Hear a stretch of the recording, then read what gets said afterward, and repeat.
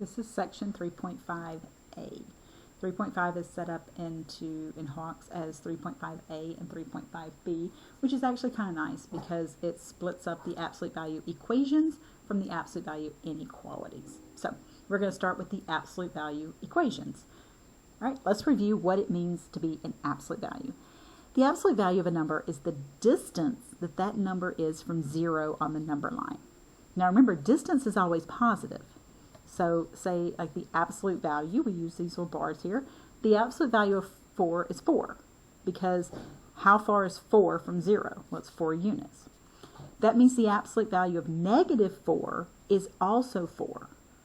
Just because you're going in a negative direction doesn't change the distance. If you decide that you want to drive to Target in reverse and it takes you 2 miles to get there, you have still traveled 2 miles. You just did it in reverse, which is pretty impressive if you do that. I don't condone that. The solutions to the equation, the absolute value of what gives you 4? Well, what number can be right here? Well, it could be 4 or it could be -4, right? Because the absolute value of what is going to give you an answer of 4. So what we're going to do, instead of finding the absolute value, we're going to be given the absolute value and we're going to have to find the number that's going to go in those bars. Okay? Now, in general, the solutions to these equations, the absolute value, this equation, the absolute value of x equals c, the answers are just going to be positive and negative, whatever that constant is.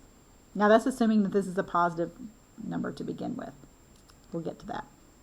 But just kind of a general rule of thumb here we can follow.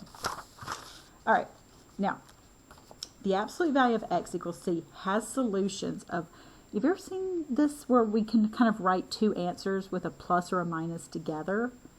That's just a nice little compressed way, a little compressed abbreviation of saying c and -c. It's just a little abbreviation, that's all. It's just a shortcut for writing two things. Now, this is only going to work if c is 0 or positive. That's because the absolute value of x, if that's equal to a negative number, it has no solution. That's because that's saying the absolute value of what number is going to give you something negative. It's never negative, so there's no solution to it. Okay, so here's what we're going to do. The standard form of an absolute value equation is this. Our first step is always going to be to get it in standard form. Once we get it in standard form, that's the absolute value by itself. Constant over here. That constant does need to be positive or 0. From there, we're going to split this up into two separate equations to solve, because we know that the absolute value of some stuff equaling c means that this stuff is either equal to c or -c. Okay? So this is going to be our game plan. This is going to be what we're going to follow for every one of these. All right, so if we have the absolute value of x is equal to 8, well, that's saying the absolute value of what number is going to give you 8. There's two answers. That number right there, where x is, can be 8, or it can be -8, because the absolute value of -8 is also 8. Now, I wrote it as x equals 8 or -8. In Hawks, you can separate it with a comma. Right? So when you put the answers in Hawks, you can just put it in with a comma here. That means if you have the absolute value of x equals even something like 2/5, it can be a fraction. Well, it's just going to be that number and the opposite. Easy peasy, right? Oh, but wait, if it's a negative, and when I say it, I mean what the absolute value is equal to. The stuff inside the absolute value can be negative. It's just the absolute value of something is not going to be equal to a negative. That has no solution. What if it's equal to 0, though? So the absolute value of what number is going to be 0? Well, I mean, following, A and B up here, it's going to be 0 and -0. Those are the same number. So we just write, x equals 0. Okay, so here's what we're going to do. I'm just going to write this out for you kind of as a quick reminder. The absolute value of some stuff, right? Doesn't have to be a single x. It can be an expression of some sort. If it's equal to a positive number, you're going to have two solutions. If the stuff is equal to a negative or 0, you're going to have one solution. If it's equal to a negative number, it's going to be no solution. Now that's only if the absolute value is by itself in standard form. Okay? So this is going to be very useful to us. All right, so let's solve this. It's in standard form, so let's go ahead and point that out first thing. The absolute value is by itself, and it's equal to a positive number, positive 9. So we're going to have two solutions. So here's what we're going to do. We're going to split this up into 6x minus 1, 6x minus 1, and we're going to set it equal to both 9 and negative 9. Okay? So just notice that I'm taking this number right here, and I'm using that number and its opposite. Now I put this line in here because I'm going to solve both of these equations separately. So I want you to look at like this as work and then this as work. So both of these equations solve, and we get x equals 5/3 over here on the left. Over here on the right we get negative 4/3. Those are our two solutions. We expected two solutions because we had an absolute value equaling to a positive number. If you have an absolute value and it's equal to a negative number, that's a no solution. That one is easy peasy if you know, if you recognize it. If you try to solve this and you take this and you do the same thing as before and you put 1 and negative 1, you're going to get solutions. They're going to look legit, but they're not going to work. If you plug those answers back in for x and you take the absolute value, you are never going to get a negative number. If you wanted to check these, you can plug 5/3 back into here and do 6 times 5/3 minus 1. Right? And then take the absolute value, you should get 9. Same thing with negative 4/3.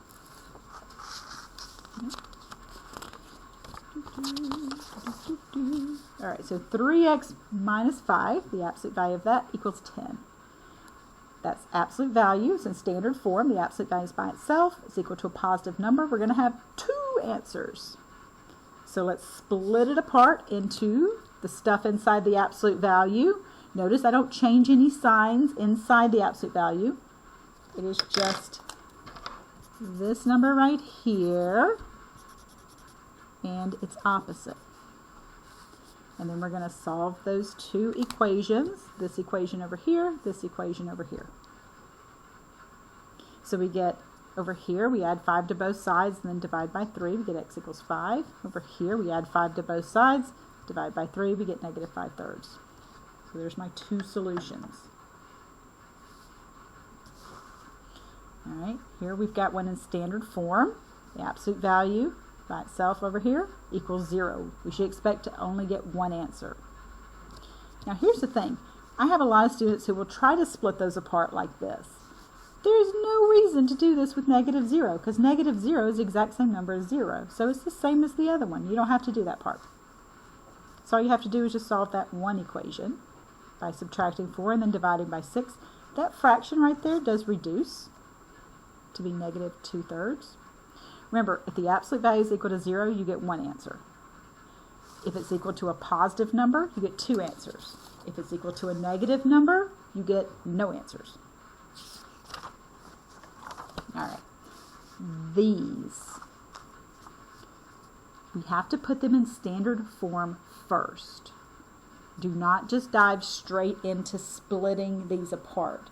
We do have to put them in standard form first. Now that means get this absolute value by itself. This plus 4 right here, it's not inside the absolute value. So we're going to subtract it over and we're going to move it over here with this 7. So I'm going to subtract that 4 over. So I get absolute value of 5x minus 2 equals 3. That's standard form for absolute value equations. All right, now we're going to split and solve those separately.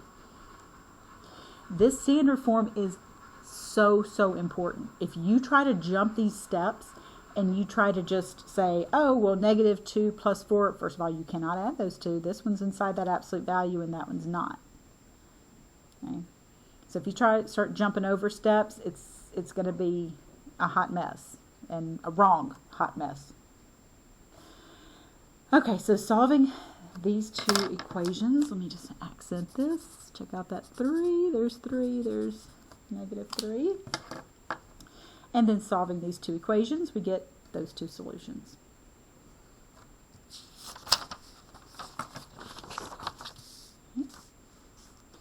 Next up here, not in standard form. You should pause the video and see if you can get this in standard form on your own. That's going to require you to subtract 8 from both sides. All right, so subtracting 8 from both sides, I get this standard form. 3x, the absolute value of 3x minus 7 equals minus 7. Don't just ignore these absolute value bars and just like add 7 to both sides and divide by 3. You cannot do that. I wish we could just ignore what we don't like and just, work with what we want. Doesn't work that way. Now, this is standard form. Okay, standard form. Remember, if we have the absolute value of some stuff equaling a negative, there's no solution.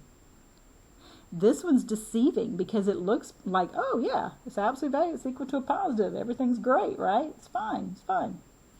But this guy over here, this plus 8, is hiding out. And when I group those like terms that are outside of the absolute value and get it in standard form, aha, then we get that no solution. Okay, so let's get this one in standard form. This one looks like it's going to be a no solution because it's got a negative over here, but don't forget about this minus 9. We're going to need to get this in standard form by adding 9 to both sides. That will get the absolute value by itself. So we get the absolute value of 2m minus 7 equals 5. Be really careful when you write these absolute value bars. You might notice that there's something kind of subtle about mine, is that I do try to dip them below the line just a smidgen because I don't want to get lazy with it and make this look like 12m minus 71. Okay, so you want to be really careful and make sure that when you write these that you can read your handwriting. So now look at that beautiful standard form. So pretty, so beautiful. So we're going to solve those two equations separately. Oops. Sorry about that. Just to accent where that split is happening. We're going to solve those two equations here by adding 7 to both sides, then dividing by 2. So we get the two answers of 6 and 1. So the key with these is always to get it in standard form first. This is going to require a little extra work to get it in standard form, okay? So here's my original problem right here. It's not in standard form because the absolute value is not by itself. We know what to do with this minus 6, right? We've already handled a couple of examples with those. We know to add 6 to both sides. But then we've got this 8 out here. That's not inside the absolute value, so we have to get rid of it too. And because it's smushed up against those absolute values, we know that smushing is multiplication. So I'm going to divide both sides by 8. That gives me the standard form of absolute value y plus 2 equals 0. Now it's in standard form. Now we can do our split. But it's 0. So remember, we don't have to do the split for 0 because 0 and negative 0 are the same thing. So we only really have one equation to have to solve. Okay. So it's always going to be getting it in standard form first, then doing that split if you have a positive. A negative is no solution. A 0 is just going to be one solution. All right, this one's not in standard form. So we're going to add 5 to both sides, and then we're going to divide by 3. So let's add 5 to both sides, and then we're going to divide by 3. That's going to put it in standard form for us. You can see there's a fraction in there. I did that on purpose, just to show you what happens if a fraction should rear its ugly head. Now we're ready to split this apart into two equations. We're going to solve these separately here. I get x over 2 plus 1 equals 1. So I'm going to subtract 1 from both sides. That 1 minus 1 gives me 0. Okay.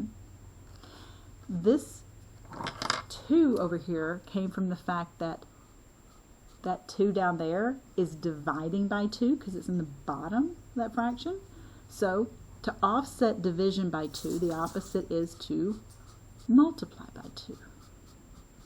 So I multiply both sides by 2. So that's 0 times 2. I don't want you to think that's 0.2. So 0 times 2 is 0. Same thing over here. I get x over 2 equals negative 2. So that's what you get after the first step of the equation. Then to solve that, because that's over 2, that's dividing by 2, the opposite is to multiply both sides by 2. That's because it's the opposite of that dividing by 2 in there. So that gives me x equals negative 4. Okay, so that concludes section 3.5a. There is going to be a 3.5b video as well, so make sure you watch that one.